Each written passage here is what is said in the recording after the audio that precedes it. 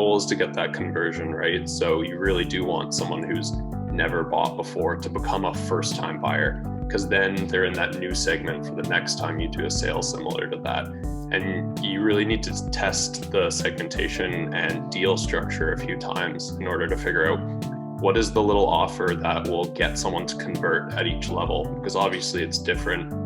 Maybe it's just free shipping for someone who's never bought before, but maybe free shipping doesn't work for someone who has bought before. They need a percent discount or something along those lines. So it is definitely super important not to miss out on those kind of opportunities, because everyone does need to be treated differently based off of their purchase history.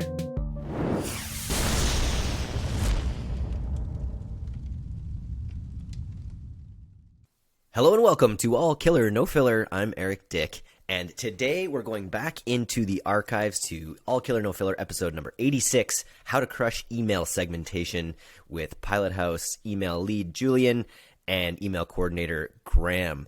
This podcast is a pretty simple podcast that just lays out what the number one thing is that D2C brands get wrong with email segmentation, as well as the three most important types of email segmentation. We talk about sunset flows, we talk about how to segment for your VIP customers, and we talk about how to launch new products with SMS campaigns. I hope you enjoyed. I hope everyone's having a very happy holiday, a very Merry Christmas. Today is Christmas Eve day. I've just got some final presents to wrap, and I hope that if you haven't heard this podcast before, it is a present to you so that you can improve your email segmentation. I will be back in the new year with a brand new All Killer No Filler.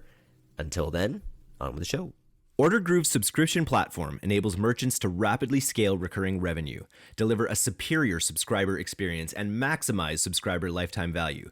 Leading merchants utilize OrderGroove's powerful tools, promotions, and AI-powered personalization to drive subscriber enrollment, optimize subscriber retention, and increase average order value. Visit ordergroove.com/DTC to request a complimentary audit of your existing or future subscription program. Hello and welcome to All Killer No Filler. It is Friday. This is my fourth intro. I am Eric Dick, host of the D2C podcast, and today we are live with Julian Norman, the CEO of the Pilot House email division, as well as his frontline campaign coordinator, Graham Batty. Today we're talking about the importance of email segmentation. And just to kick things off, Julian, I'm wondering if you could tell us what you think is the number one thing that D2C brands do wrong with their email segmentation. Yeah, I mean, breaking it down from D2C, there's a lot of segmentation issues. I think overall with email as a whole, in email marketing, the one thing that most brands don't consider is segmentation by engagement. A lot of accounts that we end up doing audits on or come in on, they have really poor engagement segmentation set up on their account. So that means that they are just mailing their entire list. They're not mailing to people who've regularly engaged with them, and therefore messaging the people who have the most relevancy or association with the brand. And I think that it's really important to set up those segments early on in your email account, so that as you do kind of tend to lose people, there's always like a certain amount of churn on an email account, right? Like you can't keep everybody engaged all the time, as people, our attention spans rise and fall, and at some point that those people might lose touch with your brand, and that's okay.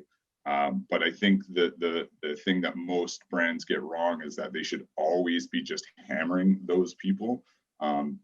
And that can really affect your sending reputation. It can ruin the relevancy of your brand to your consumers. And it's kind of like treating everybody the same, when really there's the best way to treat them is individualized attention. You want to treat the people who are actively contributing to your email program by opening your emails, engaging with those emails the most often. Those are the people you want to be hitting. And you also want to be setting up those segments so that you can remove the people who aren't engaging, so that you can keep your costs down and keep your sending reputation high. that's what I was going to dig in on a little bit. Like, devil's advocate is I've got this big ass list. Why not mail them every time? We're going to get all the engaged people. They're going to get the message. But the real reason you don't want to do that is you're paying for each one of those people on your whatever email provider that you're using. And second of all, it could really damage your sending reputation. At what is the point at which, obviously we want to be doing these segments from the beginning. But what is that threshold for email that you really need to be worried about your sending reputation? I mean, people have differing theories on this, just from like a list hygiene perspective. But we like to say, like, if you're consistently hitting anything less than like 13 to 15%, you're going to start having an issue. Anything less than that, and you're really getting into hot water. That should be like your sort of benchmark.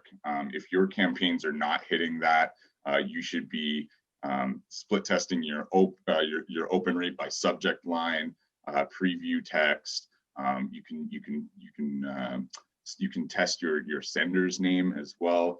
You really want to get that first initial open metric up, and then worry about the click-through rate and conversion rate after, because the open rate is the one that really is the kind of the first barrier, or the first problem that will send negative metrics back to the inbox providers and ruin your sending reputation.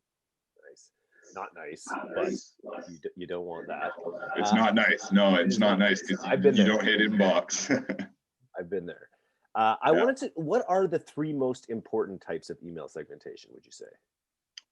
I mean, I think that really does depend on your industry. Like, the brands that we deal with most typically here is an e-commerce brand, DTC e-commerce, and so for us, it's a little bit different than some other industries.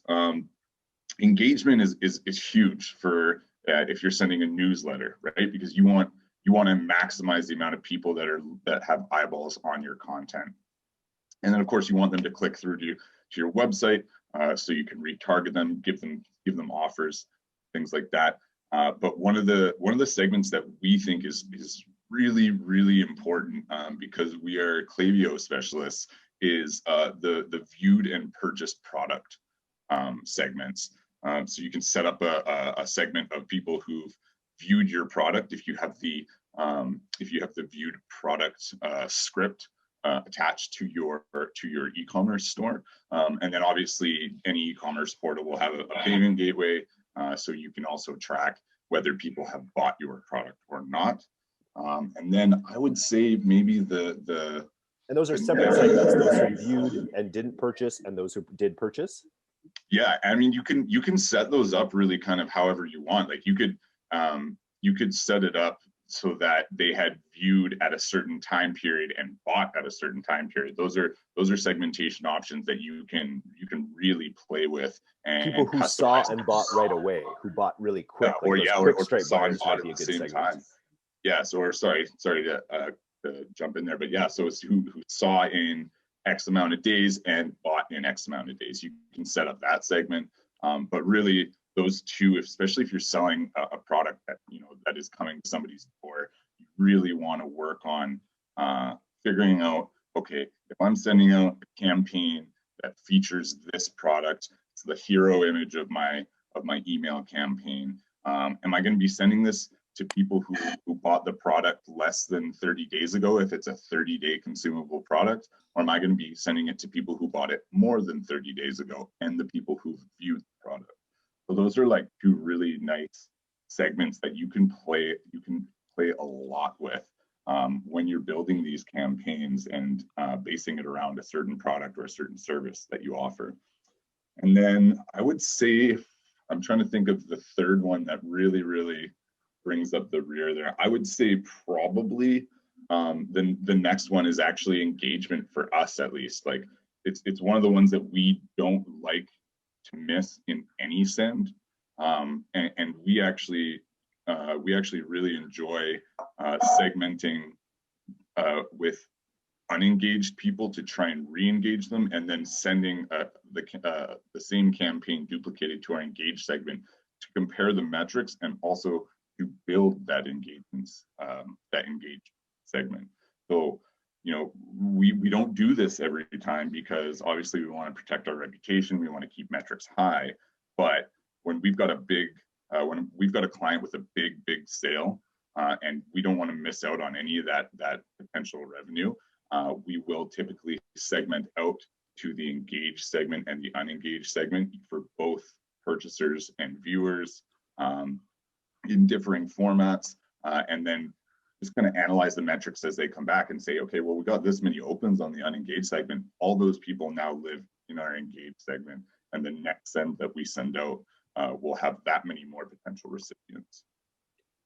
I love it because like we talk about having, you know, wanting to know who your most engaged people are, but that still leaves a big chunk of your list who are potentially unengaged. And it's not like you want to stop messaging them.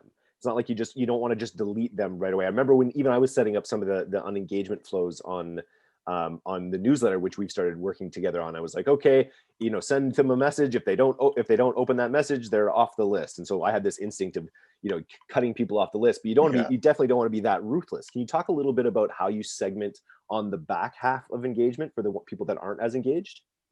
Yeah, so most ESPs now will have a more or less like a win back engagement flow. And what you can do is you can set your window of engagement that makes the most sense for you as a business. And, you know, for some people that could be as little as, you know, 30 days, but typically you sit around this 30 to 90 day range. And you want to give people a little bit of time. Like we're all busy, right? Like some of us have multiple inboxes and we're getting hundreds of emails a day, or even more in some cases if it's like multiple work inboxes. And if you're saying, well, after 30 days, when I send only 3 emails a month, I'm going to cut these people, you're not really giving them the chance to re-engage with your brand. And they could want to, but they're just busy people. We all have busy lives and we got things to do. And sometimes the inbox just kind of gets left behind. So setting up your engagement at a frequency of sends that makes sense to you as a brand is really, really important. I know that we talked about with DTC, it was like, you know, well, we send at least once a week, and our core sends are once a week currently. I think that's twice now. No, yeah, we're up to twice now. Yeah, so we're up to twice now, right? So if we're doing 2 a week, and we set our engagement at 1 month, that's 8 emails that they've missed out on. That's still pretty like excusable, I guess I would say. So we ended up making that one, I think, 2 months. And that's like, you know, that's 16 emails. So if you don't open up a DTC email after 16 emails, like you're probably not that engaged with the brand. And at that point, that's where we want to put you in your own segment and attempt to either win you back with some really, really catchy subject lines, some really, really high value content that we know is hit for the brand before, and get you back in the fold so that we can start sending you all the fresh content, the fresh, amazing content that we know we're putting out. Nice. And then after that, you know, after so much unengagement within that segment, we built the inactive segment where, you know, it's basically like what they call in Klaviyo and some other email service providers, the sunsetter flow, where you basically give somebody a last chance or a last ditch offer to re-engage with the brand before you decide to purge them from your list. Nice, before the nuclear option. Yeah. Sometimes, I mean, some people just go nuclear, but it's pretty rare. I think it's pretty rare. I think more people err on the side of they just don't even fathom the idea of pulling people from their list because they feel either obligated to keep them there or they feel like there's some value there.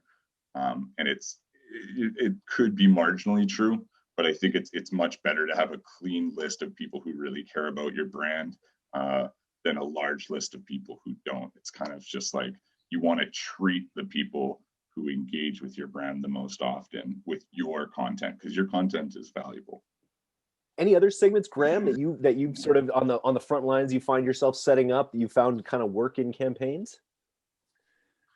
Campaign specific, it really depends. So we do a lot of product specific sales, somewhat like a flash sale. And then those you really do need to get very specific with your segmentation. So something that's important is if you have a sale for a specific product, or say a buy product X, get product Y, you almost want to exclude some people who have bought that product within the last couple days, because the odds of them wanting to buy it again if they had just bought it are quite low.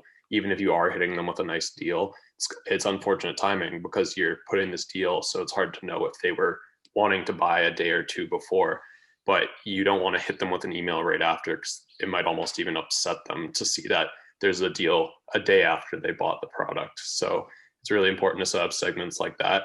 And even that ties into the view product, is that you hit them with that sale because they are someone who has checked out the product if they're one of the ones who haven't bought it just before. So that's something that we've been running with some brands. That's definitely, don't want to miss that. That's a great tip, and it's like everyone's number one gripe with advertising is, and it's something Google still hasn't figured out, or Amazon still hasn't figured out. In that, after I bought something, I really don't need another, whatever it was. I remember there was something on the internal channels the other day about someone getting hit up with a new toilet or something, and be like, yeah, it's like a toilet seat. Like a week after they got a toilet seat, no one's gonna get a second one. Yeah, but even that idea of, and I've done this as well, when you're offering promotions to make sure that people that just bought, make sure that they're not, feeling like they got ripped off. I think that's a great instinct as well. The other segment I was wondering about, and it's something that kind of, I feel like email and SMS really go hand in hand. We always talk about SMS on the show, as a way to sort of like treat your VIP customers. So even before jumping into SMS, that would be another segment I'd like to explore, which is like, have we ever done something for like really for high level customers, your most valuable VIP customers? I'll let Graham take it away on this one, because he's actually set up quite a few of these. Cool. Yeah, definitely. We've had a few date specific sales or campaigns going out. For example, we did a Valentine's Day one a month or so ago, and that one we had actually very specific segments for the whole send. It was a different offer for each segment. And so we had I believe we did 4. So we had people who had never bought, people who had bought once, people who had bought 2 to 3 times, and then people who have done +3. And so the +3, those are our VIPs. They're highly engaged with the brand. And so you do want to hit them with a special exclusive offer that you don't give to everyone else. And it actually really gives us an opportunity to test and see what we can do to get someone to move from one segment to the next. Because the goal is to get that conversion, right? So you really do want someone who's never bought before to become a first-time buyer, because then they're in that new segment for the next time you do a sale similar to that. And you really need to test the segmentation and deal structure a few times in order to figure out what is the little offer that will get someone to convert at each level, because obviously it's different. Maybe it's just free shipping for someone who's never bought before, but maybe free shipping doesn't work for someone who has bought before. They need a % discount or something along those lines. So it is definitely super important not to miss out on those kind of opportunities, because everyone does need to be treated differently based off of their purchase history. This podcast is sponsored by Klaviyo, the email and text marketing platform that puts D2C brands in control. If you're the leader of a D2C brand, you need a platform that hustles as hard as you do. Klaviyo unlocks the power of your e-commerce data so you can personalize and automate messages that keep customers coming back. D2C brands communicate with Klaviyo. Get started for free at klaviyo.com/DTC. I love it. That's a really great example. There's something we've talked about a few times on here is this. There's a restaurant where you go, they keep track of how many times you go there. And each time you go there, you have a slightly different, more like elevated experience, to the point where your 10th dinner is free or something like that.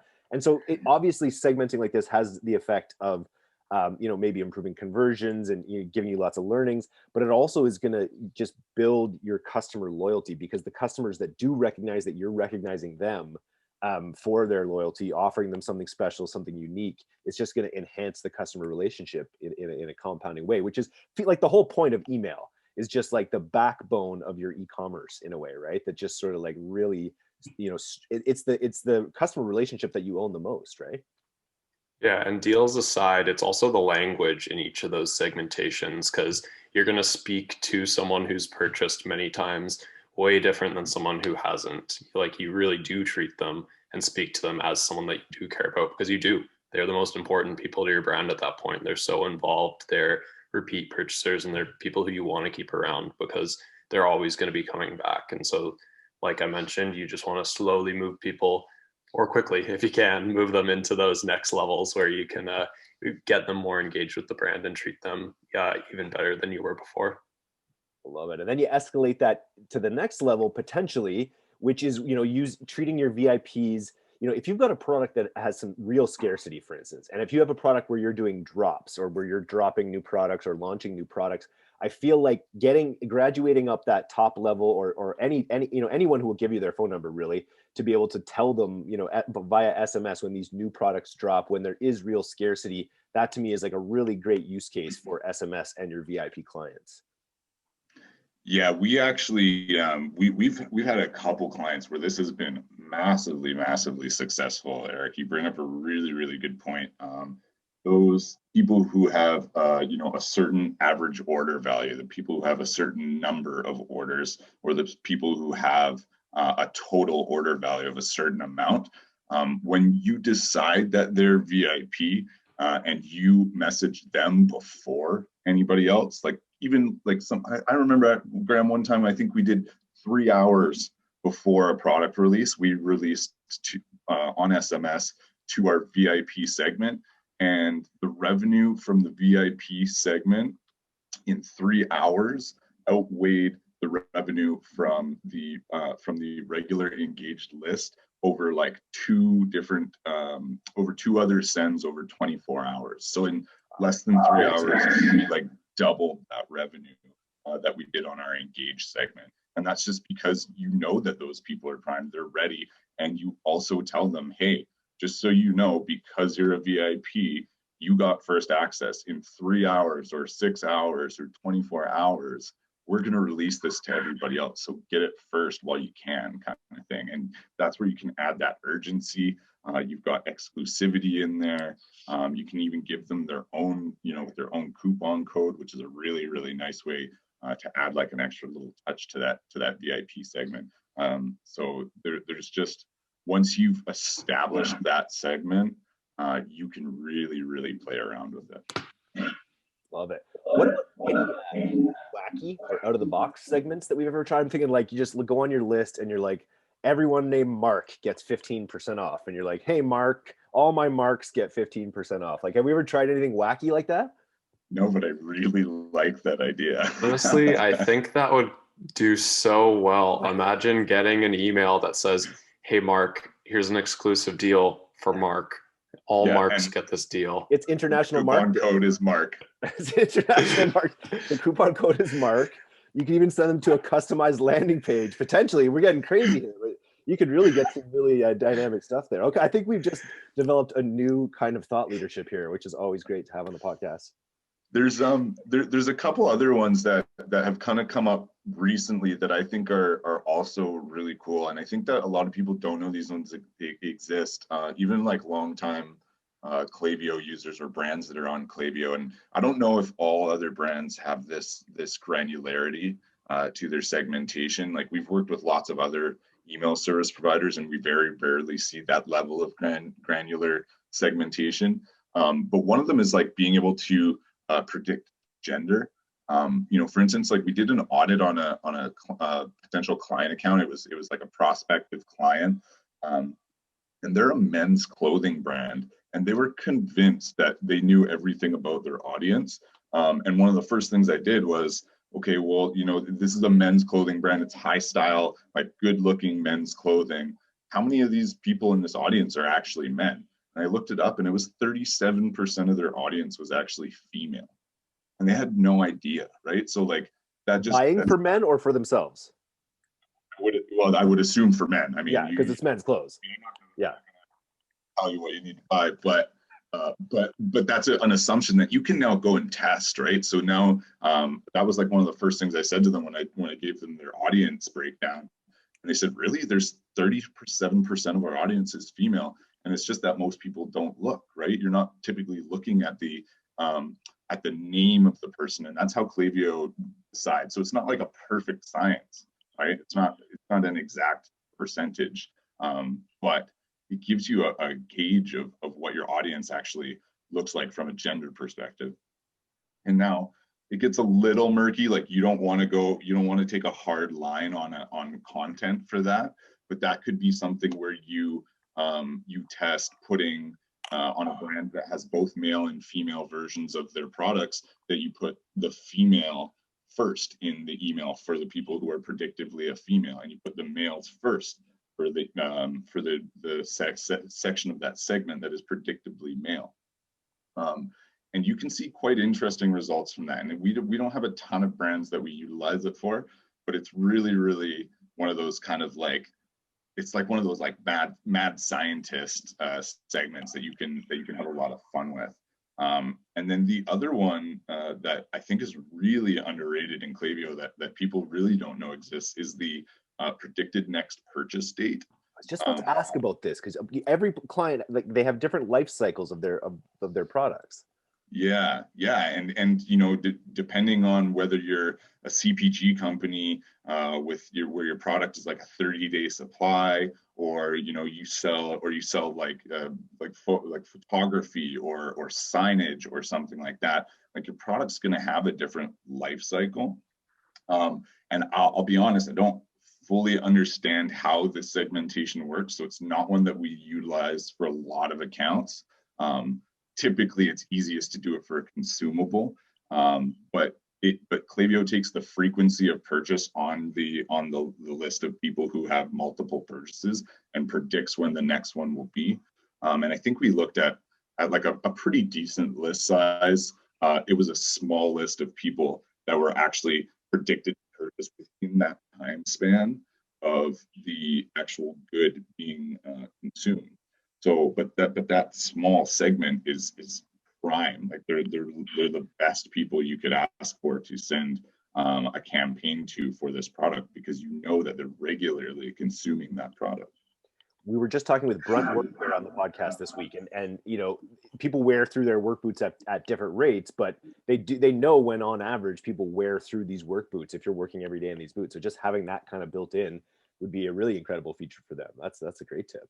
Mm-hmm. And then you can also, like, if you have that knowledge and you can set that standard, you can also build those segments yourself, right? Like if you know your product is a 30-day supply, well, chances are if you send out to people 30 days after a purchase, there's a really good chance that they're going to be looking to buy again. Amazing. I think we covered a lot about email segmentation here. Was there anything that I haven't brought up that I should have asked? I mean, I don't think there's anything you haven't brought up that you should have asked, but the thing about segmentation is really like, that's where you have the most control as a mailer or a sender of SMS. And I just would really encourage people to really explore the options of their platform, figure out what sort of unique things the platform offers in terms of segmentation. You know, can you utilize that segment in a flow as well as a campaign? Because we didn't even really talk about flows. Like you can segment within a flow and send people down different conditional pathways based on, you know, the frequency of their purchases, the amount of their purchases, like things like that. Just to be clear, the segmentations are the audience makeup, and then the flows are what you do about it. Yeah, so the flows are the automations that you build based on those triggers, but you can build segmentation into those as well. It's just a bit of a different, it's almost like a reverse engineering of segmentation, where it's mainly conditional statements that choose that. And then what's the goal? This is one other note that we had here that we didn't quite get to as well, is like, what do you see, you know, when people think about segmentation, obviously, you know, if you follow it, you're like, okay, I could segment so much, and each segment could get their own custom, you know, and it becomes an overwhelming thought with a lot of people about how much customization you can do, how much actual dynamism you can reasonably actually like get into your business and into these customer messages. What should people be aiming for when it comes to like email customization like this? I mean, yeah, it really depends on how much resources you have to throw at it, right? And that's a very good point, because If you are a brand owner and you do your own marketing and your own merchandising, and you also run the website, and you know what I mean, like that's where you're going to have less resources. So you want to really rely on those baked in, tried and true segments that make your life easier.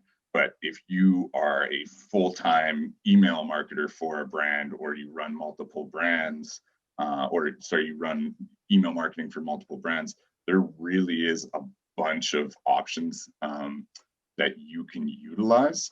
But I would say, like, again, just kind of to bring it back to the beginning of the presentation, you want to leverage engagement, you want to leverage purchase history or purchase intent, product views, things like that. You want to leverage the ones that are going to make your life the easiest, and then get really, really granular from there and start customizing the content in your sends to really, really make an impact for your audience. Very cool. So a little bit further focused down on the chain there. Very cool. Awesome. Well, this has been a very awesome podcast on segmentation, and I think we can kind of continue the conversation in a future one. I know we're going to be working on a workshop, I think, in the upcoming future as well for D2C Plus. Excited for that as the email team just continues to grow, eh? Yeah, we're going on 6 people soon, so we're pretty happy. Less than a year ago, it was just myself and one other employee, and now we're 6 strong, and I think by the end of the year, our projection is to have a full team of 10. So and so people are listening. We have probably about 500, 600 people will be listening to this, and I'm sure some of them are like, how could I work with this deep-voiced Julian and his fine mustachioed friend Graham? I would imagine they might. How do people get in touch with you? You can get in touch with me on Twitter. It's NormanJ88 on Twitter. You can reach out to us through the Pilot House channels, or even the DTC socials there. And yeah, we are hiring. So if you've got some chops in Klaviyo or any other email service provider, please drop us a line and let us know you're looking, because we're always looking to pick up good talent. And clients. There's a lot of clients listening as well out there. You want to work with Pilot House, you want to work with Julian, get in touch.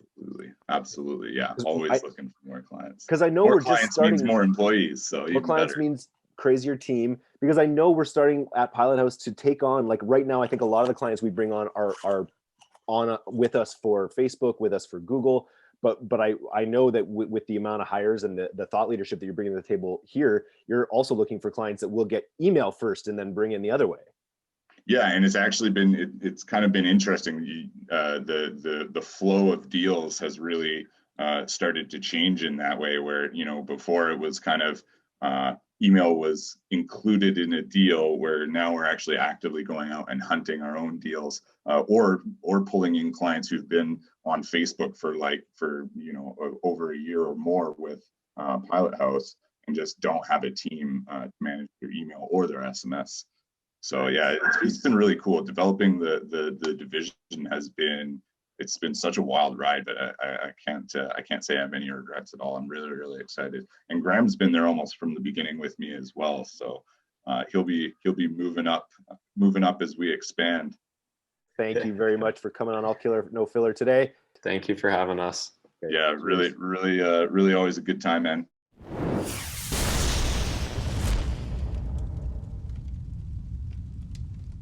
Thanks so much for listening to today's episode. If you're not a subscriber to our newsletter, you can do that right now at directtoconsumer.co. I'm Eric Dick, and this has been the D2C Podcast. We'll see you next time.